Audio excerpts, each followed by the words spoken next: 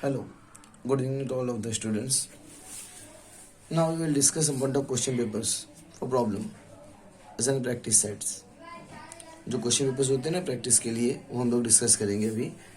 Maths 2 that is question papers 1 हम लोग देख रहे इधर. अब क्वेश्चन नंबर 1 में क्या दिया है? For each of the following sub questions four alternative answers are given. Choose the correct alternative and write its alphabets. क्या दिया उसने फर्स्ट वाले में?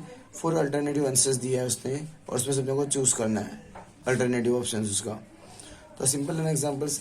दिस क्वेश्चन, ये क्वेश्चन बोलते हैं ना 4 मार्क्स के लिए आता है और 4 क्वेश्चंस रहते हैं इसमें और इसको हम लोग को अल्फाबेट वाइज सिलेक्ट करना है. जैसे कि फर्स्ट वाला, out of the following which is the Pythagoras triplets. बोल रहा है इसमें से कौन सा पाइथागोरस ट्रिपलेट रहेगा. अब यहाँ पे ऑब्जर्व करो ABCD. सबसे पहले लॉजिक लगाना है कि 2 2 2 ये तो हो ही नहीं सकता है क्योंकि सब सेम ही है. क्योंकि पाइथागोरस में क्या होता है कि greater side square equal to bigger smaller of the 2 sides, मगर ये तो सब सेम ही है. अब यहाँ पे भी ऑब्जर्व करेंगे 2 2 5 5 2. यहाँ पे भी 2 साइड सेम आ गई तो ये भी पॉसिबल नहीं हो सकता है क्योंकि अगर एक ग्रेटर 5 लेने जाता हूँ तो बाकी दूसरे में 5 और 2 आ जाएगा और 2 को तो ले नहीं सकता हूँ ग्रेटर में. अब बचता मेरे पास क्या है? A और B. अब A में देखता हूँ ग्रेटर में मेरा क्या है? 12 है. 12 का square if you will see 12 square is what 144 and the remaining 2 side square that is what 5 and 10. बाकी रिमेनिंग क्या है? 5 और 10 है. रिमेनिंग मेरा 5 और 10 है तो 5 का square plus 10 square that is 25 plus 100 it is 125. ये 144 और 125 तो सेम तो है नहीं, मतलब A B नहीं है तो मेरा ऑप्शन क्या है? सिर्फ B हो सकता है इधर. तो मैं क्या लिखूंगा इधर? 1 का आंसर B. डायरेक्टली ये मैंने इसमें लिखना अपने को बोर्ड में आंसर्स याद रखो. उधर ये सब क्वेश्चन लिखने की जरूरत नहीं है, क्वेश्चन ऑलरेडी पेपर्स में रहेगा तुम्हारे पास. तो हम लोग को सारे solutions 1 that is 1B. Now 2 circle intersect each other. बोलते ना 2 सर्कल इंटरसेक्ट हो रहे each other passes through the centre of the others. जैसे कि एक सर्कल हुआ इस सेंटर से, अब दूसरा भी पास हो रहा है इसके सेंटर से पास हो रहा है यहाँ पर, मतलब एक दूसरे के सेंटर से टच हो रहे हैं. Now of the if the distance between the centres का बोल रहा है डिस्टेंस दोनों के सेंटर्स का 12 सेंटीमीटर दिया है. देखिए ना 12 सेंटीमीटर एज एन डिस्टेंस. तो what is the radius of the circle. अब रेडियस ऑफ सर्कल क्या रहेगा? इनडायरेक्टली देखा जाए तो ये फर्स्ट सर्कल लिया मैंने सेंटर से लेके कॉर्नर पॉइंट तक टच किया तो ये मेरा रेडियस होता है. अब सेकंड सर्कल भी देख रहा हूँ तो ये मेरा सेंटर से सेकंड सर्कल का और ये दूसरे सेंटर से टच हो रहा है तो ये भी मेरा रेडियस ही हो रहा है. तो डायरेक्टली आंसर मेरा ये क्या हो रहा है? इसमें B पता चल रहा है. अब यहाँ पे 6 तो होने वाला नहीं है, फर्स्ट कांट से तो वो बोल नहीं सकते हम लोग क्योंकि उसने नंबर दिया है इसमें. दूसरा 24 इसलिए नहीं बोलूँगा मैं क्योंकि वो एक्सटर्नली टच नहीं हो रहा है. एक्सटर्नली टच होता तो 12 + 12 24 हो जाता. इंटरनली टच होता तो 12 - 12 0 होता. तो 0 आंसर नहीं होता तो हम लोग D पे आ जाते. अब 6 की बात करा तो डायमीटर तो है नहीं है तो डायमीटर से हम लोग बोलते ना 12/2 6 करेंगे. तो लास्ट में मेरा एक ही ऑप्शन बचता है ये 12 वाला that is 2 of the B. ये मैंने इसमें this for the second one. Now sec AB is parallel to y axis. बोल रहा sec AB मेरा y axis से पैरेलल है. of the coordinate A they given 1 3.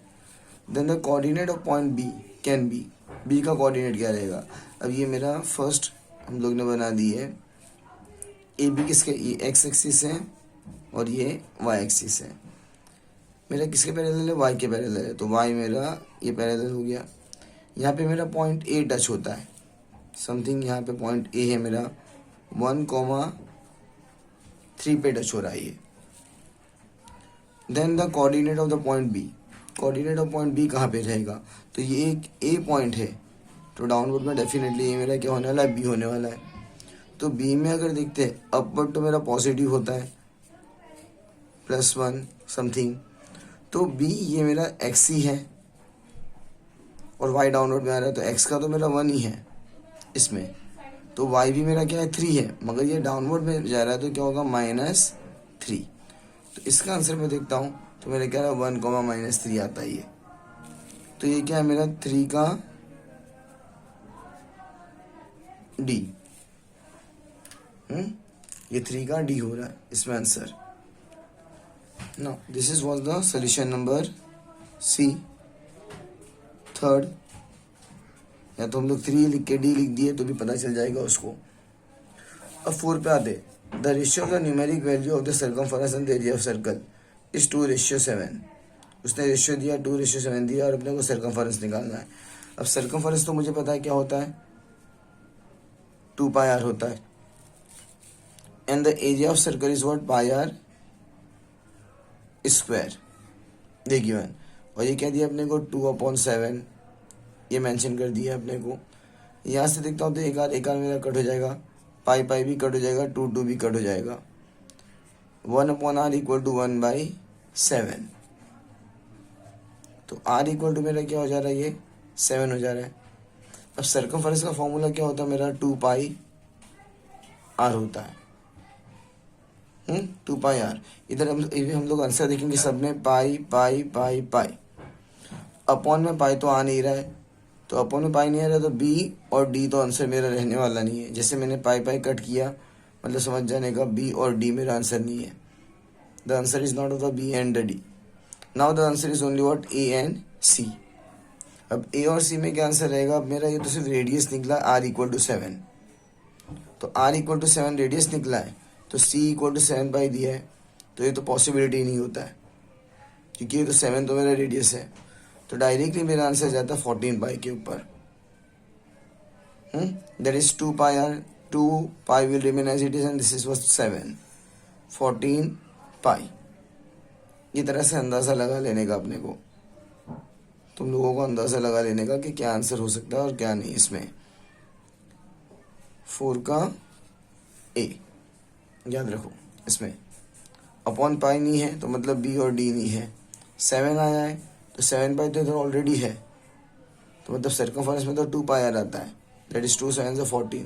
तो मेरा आंसर क्या है, सिर्फ A इधर आंसर है।